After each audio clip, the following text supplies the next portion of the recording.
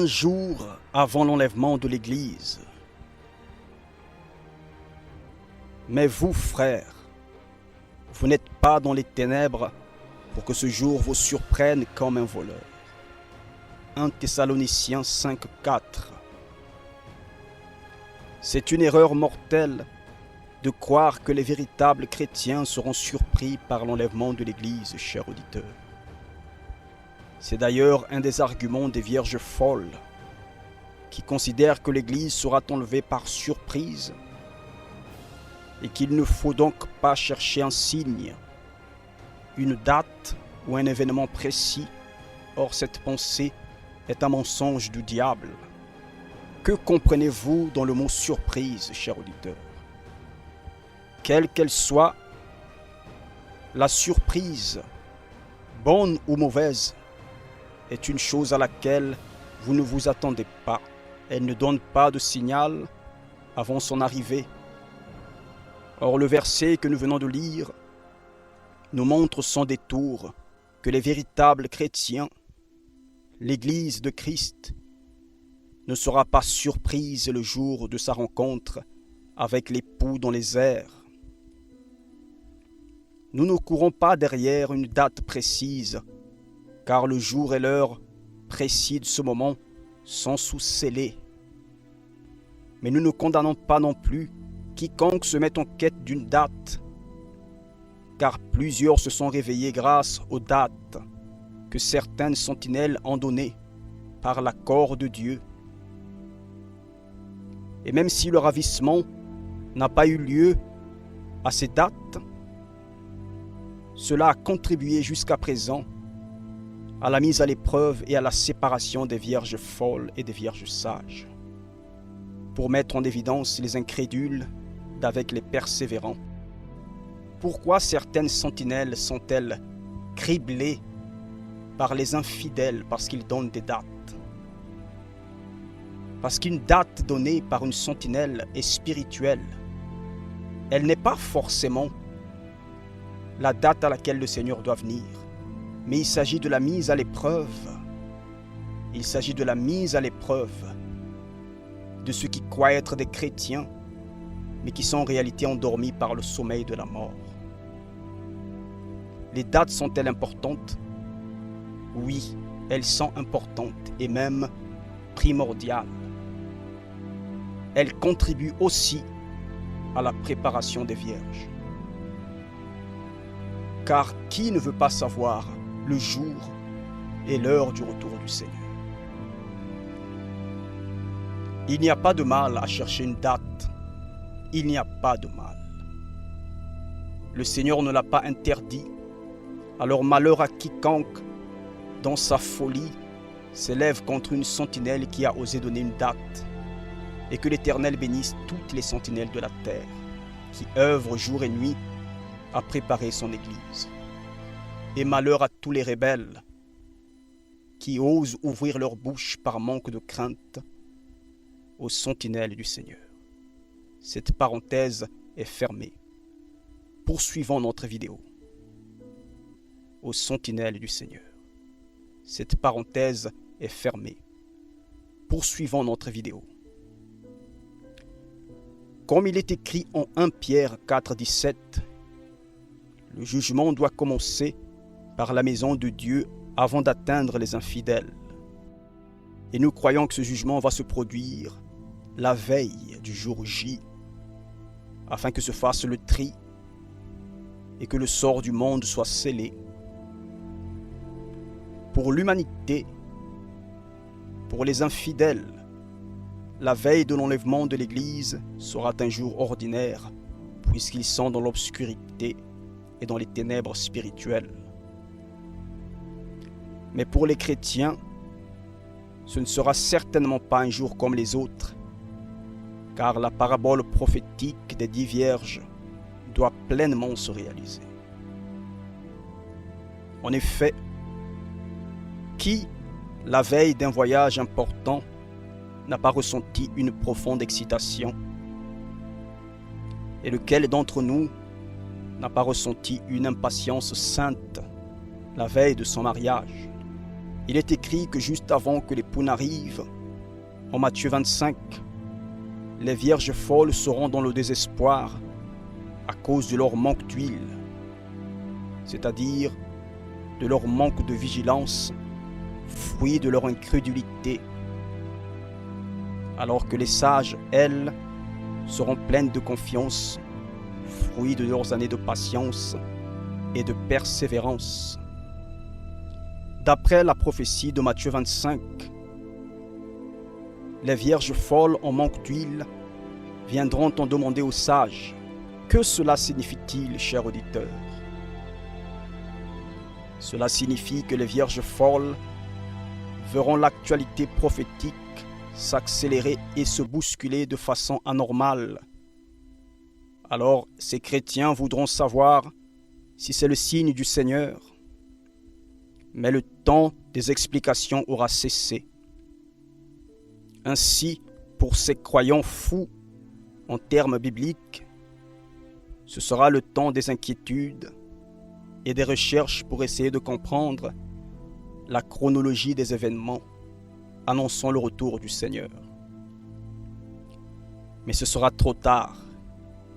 Les vierges sages n'auront plus le temps d'avertir le monde. Et lorsque les folles iront chercher sur Internet et dans leurs assemblées en quête d'explications, lorsque ces gens voudront jeûner et prier, la porte sera déjà fermée.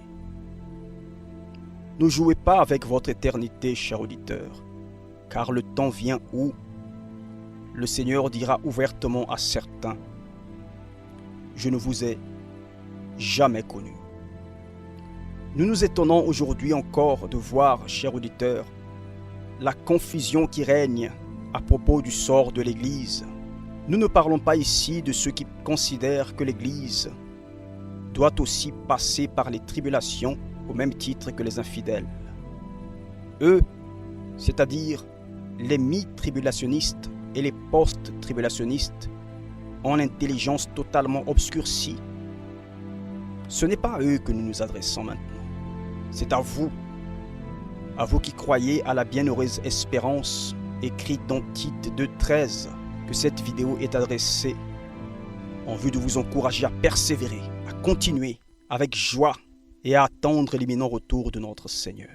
Depuis l'alerte de nos frères en septembre 2015 en vue de la préparation des Vierges, quel est votre état d'esprit?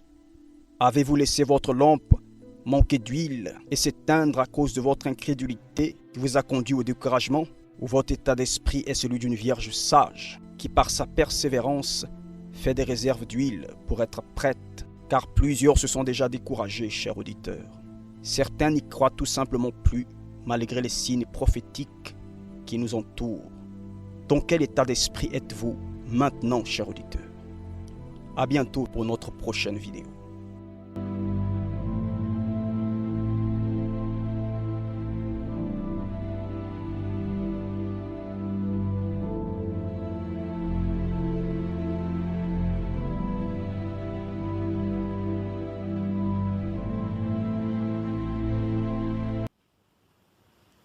Je crois que notre génération doit savoir. Là, je vous montre des autres codes. Il faut savoir qu'avec les Anunnaki, il faut toujours mettre leur image en miroir, d'accord, en double. Le diable utilise toujours le double, c'est ça qu'on dit le double. Donc là, vous pouvez voir soit la tête d'un buffle, Chicago Bulls, ou un être qui a les bras levés, d'accord, et ça fait en fait notre G. Vous voyez, c'est des codes notre G, c'est-à-dire qu'ils sont prêts. Si vous connaissez pas, bon, moi je connais ça. Allah m'a déjà montré, vous voyez, mais je connais ça. Leur petit jeu. Là.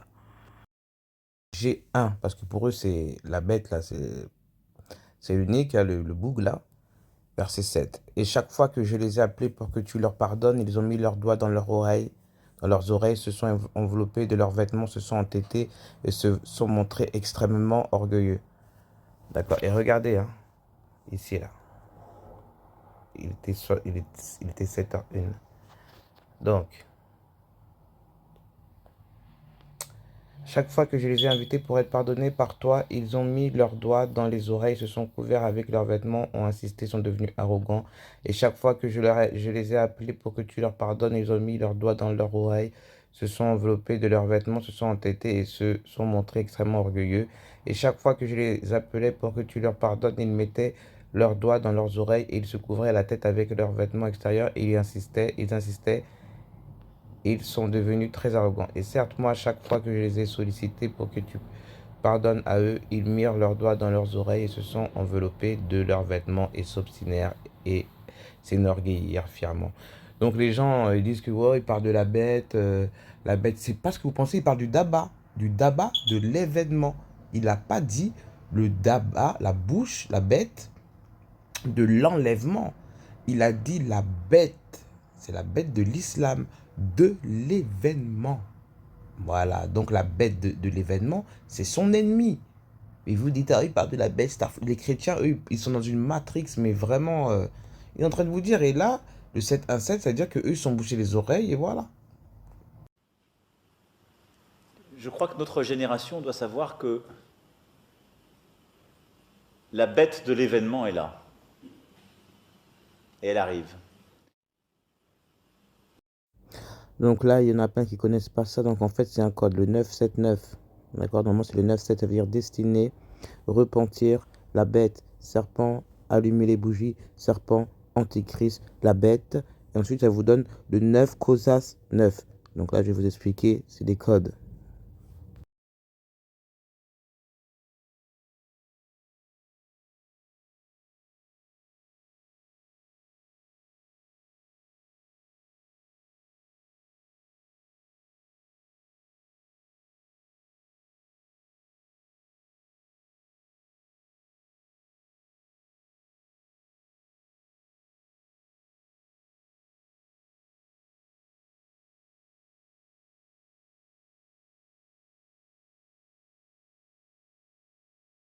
Rune Kenaz, que je dis le 9-9, c'est-à-dire qu'ils ont mis les 99 attributs à cette rune-là. Donc on va regarder, c'est la 6e des runes. Kenaz représente la torche ou la flamme de la torche. C'est le feu domestiqué qui est contrôlé, contrairement à la rune Féou qui est le feu sauvage et jaillissant. Correspondance de la rune Kenaz, c'est le rouge orangé de la flamme de la torche, c'est le feu et c'est une femme, la femelle. D'accord? On va dire le pain, la myrtille ou le coudrier apprécié des sourciers et sorciers. L'herbe, le coucou, la cornaline et l'opale de feu. Le animal, c'est le dragon, énergie tellurique primordiale qu'il faut apprendre à domestiquer. La rune Kenaz indique qu'il devient nécessaire de développer ses aptitudes par des réalisations concrètes et conformément à ce qui a été appris afin de se plonger dans le bain de l'expérimentation. Le contrôle et la discipline sont souhaitables, mais trop de limitations peut amener à un blocage de l'énergie. La création est un processus alchimique. Pour le réaliser, il faut être capable de marier les contraires et les extrêmes de façon sage et prudente. D'accord? Valeur sentimentale, bon, un coup de foudre, amour fougueux, mais autant un amour passager. On va dire, là, ils veulent parler de l'épouse passager, voudra, bon, on va dire que, ouais, c'est la bête, elle voudra... La bête, elle est gentille, hein. C'est le Daba qui parle, les gens, ils ont peur, c'est le Daba. C'est pas, ils parlent pas de Dajjal, ils parlent de Daba, du Daba. Là, c'est le 89, c'est-à-dire qu'Allah, il a mis... C'est comme, regardez, c'est ça, c'est un V, mais c'est comme si c'était un boomerang. Vous voyez, c'est-à-dire qu'on va vous envoyer le retour au bâton. Vos actes vont vous être envoyés. Vous allez comprendre. Vous vous dites vraiment, vous croyez qu'il va parler du Dajjal? Non, il ne va pas parler du Dajjal. Parce que le Dajjal même va fermer sa gueule devant la bête. Arrêtons. Elle renforce les aptitudes dans tous les domaines, développe l'inspiration créative, développe une plus grande concentration pour toute opération, opère des guérisons, développe l'amour. Vous voyez? Le symbole de cette rune, la maîtrise de la discipline acquise par la rune Raido, entraîne la naissance de la créativité en Kenaz. C'est une rune... Bah oui, Ashkenaz. Cette rune représente le feu de l'âtre, de la forge, du foyer, le feu domestiqué. Ce feu contrôlé symbolise le pouvoir créateur canalisé. Kenaz est la rune des artistes, des artisans et des magiciens. Elle représente l'habilité permettant de contrôler la force et d'obtenir le résultat escompté. Cette rune existe au cœur de chaque créateur. Donc, c'est pour ça que je vous dis, la bête est une artiste, elle va venir chanter et les gens ne vont pas s'y attendre. Ça fait comme l'histoire du grec de Pan, d'accord? Et de l'autre, je ne me rappelle même plus son nom. Kena symbolise le feu interne. Ce sera une guerre, ce sera la guerre de la musique, la guerre des mots, et ça va déclencher tout dans des vibrations. Vous savez, vous n'avez pas aidé. Et c'est là qu'il y aura l'Armageddon. Kena symbolise le feu interne qui, bien que maîtrisé, peut s'avérer dangereux si on ne prend pas de précautions et peut devenir un feu destructeur qui consume. Par cette rune, nous pouvons immoler et transformer, une forme par une autre plus aboutie, mais elle a aussi le pouvoir de putréfier et de dégrader maladies de la peau, gangrène et cancer. Vous voyez, elle est douce, mais quand tu l'énerves, regardez l'heure, encore, Chétan, 7h16, 9%, se repentir. Repends-toi, mon frère, repends-toi, t'es banni. Mais réponds-toi, là, il n'y a pas d'hasard que je parle de ça, tu sais très bien, là. Je me suis couché à 3h, t'as envoyé quelqu'un me réveiller à 5h, déjà je dors pas, là, je dors que 1 heure par jour. Quelqu'un qui crie comme un djinn dehors, j'ai pas pu l'enregistrer parce que je me dis, mais attends, mais je rêve ou quoi, là? Et là, il est Sourate 7, verset 16. Continue. Le feu contrôlé permet aussi de donner une autre apparence aux autres. C'est un processus de transformation et d'alchimie dans lequel la purification par les flammes est une étape importante. C'est le pouvoir de la forge dans laquelle... Regardez. Laquelle... Vas-y, mais mets-toi à 7h17. Puisque c'est ton gourou, là. Tu sais, le Daba va parler. Dans laquelle la matière transmutée par la volonté et l'art du forgeron, voilà, 7h17. Amin. Et devient quelque chose de nouveau. Les matières premières désordonnées sont alors ordonnées par la conscience humaine. Donc votre point G, là, on va l'attendre. C'est pour ça que vous voyez dans les formations, ils mettent le point G en bas. Entre leur compas et leur équerre, il y a le point G. C'est ça que je vous ai dit, notre G. C'est-à-dire notre 7, le tueur. Kenaz est une rune qui permet d'illuminer, d'éclairer devant soi. C'est la rune du maître, maître Ya, de l'homme habile, de l'intellectuel, du sage, du savant, de la connaissance éclairant le monde, de l'illumination. Vous êtes tellement à l'envers que tout ce qu'on vous montre de faux, vous croyez. Et quand on vous montre des choses vraies, ils disent, oh mais qu'est-ce qu'elle raconte, n'importe quoi. Mais ouais, c'est ça, c'est la théorie du complot, c'est ça. Ouais, mais moi je suis complot. Je suis comme Paul, pas Paul de Tarse, hein, non. Comme Paul, le Paul, en haut, en bas, gauche, à droite, sud, nord. Voilà, le Paul. C'est vraiment pour Allah que je fais ça, parce que franchement, j'ai même pas le temps des humains, en vrai. En vrai de vrai. Je dors pas. Kenza signifiant la connaissance est une rune d'enseignement et d'apprentissage, comme le symbole de la torche. Elle apporte la lumière dans les ténèbres extérieures, c'est-à-dire la lumière intérieure de la connaissance. Vous voyez? C'est ma mission. Je l'ai même pas lu, mais Allah me montre que c'est ça. Je le fais pour Allah. Hein. La rune Kenaz désigne de grandes aptitudes à manipuler les énergies sur plusieurs plans matériels pour l'artiste et l'artisan, astral pour le sorcier, mental pour les techniciens et les ingénieurs, spirituels pour le magicien et l'enseignant, social pour l'homme politique. Donc ils utilisent ça. Kenaz symbolise aussi une démarche de purification et de transmutation sous contrôle, mais aussi les créations, les réalisations et le développement des talents, c'est-à-dire le monde du travail. On va écouter sa suite. Donc à partir du moment que vous pensez comme la masse, les moutons, hein, la bande de l'agneau, des brebis égarés, des béliers. Moi je suis pas fait à l'image d'un animal. Hein. D'accord? C'est tout ce que j'ai à dire. La bête de l'événement est là. Et elle arrive. La bête de l'événement est là. La bête de l'événement est là. Et elle arrive. Vous allez voir. On pose une question plutôt personnelle. Est-ce que vous avez jamais imaginé que vous serez dans une situation pareille, que vous devriez gérer une crise pareille? Et là, vous pouvez voir Eva, have, cc, point, Isis. Isis. En fait, elle est en train de demander, cette démon-là, à Isis, elle arrive. Je vous mens pas, c'est devant vos yeux, frère. Arrêtons, là. qu'est-ce qu'elle change en vous, mais aussi dans la façon d'être président? Écoutez, d'abord, je ne m'étais rien imaginé. Parce que je m'en suis toujours remis au destin. Et au fond, c'est la chose la plus simple à faire. Et ensuite, il faut Il faut être disponible pour le destin. Et donc, moi, je suis dans un état de disponibilité pour agir. J'ai des convictions profondes sur ce qu'est mon pays, ce qu'est notre Europe, ce qu'est le cours du monde idéal à mes yeux, qui est fait de liberté, de coopération, d'entraide, d'amitié entre les peuples au sens profond du terme. Et après, je crois que notre génération doit savoir que la bête de l'événement est là. Et elle arrive. Et qu'il s'agisse du terrorisme, de cette grande pandémie ou d'autres chocs, il faut la combattre quand elle arrive, avec ce qu'elle a de profondément inattendu, implacable. Il faut le faire en restant conforme à ses principes et n'en rien céder, mais en étant disponible à l'événement pour qu'advienne quelque chose de nouveau. C'est aussi ça. Et donc voilà, j'ai des convictions. Je ne lâcherai jamais la liberté, les principes démocratiques et ce qui font nos peuples devant quoi que ce soit et quelque ennemi que ce soit. Et en même temps, je pense que ces moments-là sont ceux qui nous permettent aussi d'inventer peut-être quelque chose de nouveau pour notre humanité. Ce qu'on a dessiné au travers de cette discussion, c'est-à-dire un équilibre nouveau dans l'interdépendance des femmes et des hommes pour penser ce qu'est l'être au monde et qui est fait autour de l'éducation, de la santé et de l'environnement. Et donc je suis dans cet état d'esprit-là, prêt à me battre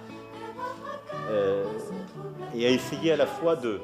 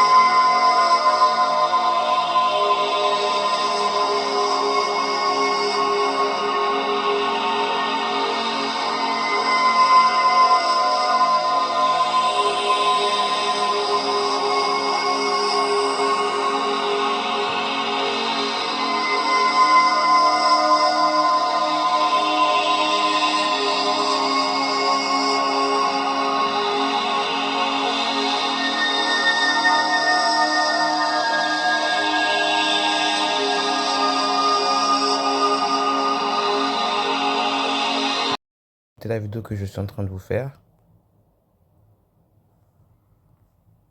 Genre. Ça fait pitié, hein, vraiment. Ça vous brûle, hein. Tout ça pour vous dire que l'événement, c'est l'enlèvement. Et vous faites sauter ma vidéo comme ça. Donc j'ai pu screener, hein. Je suis à l'affût, hein. J'ai pas screené quand ça a sauté. Boum. Ouais, c'est pour ça que je vais un peu... Je vais vous laisser. Parce que là, je trouve l'attaque. Amen.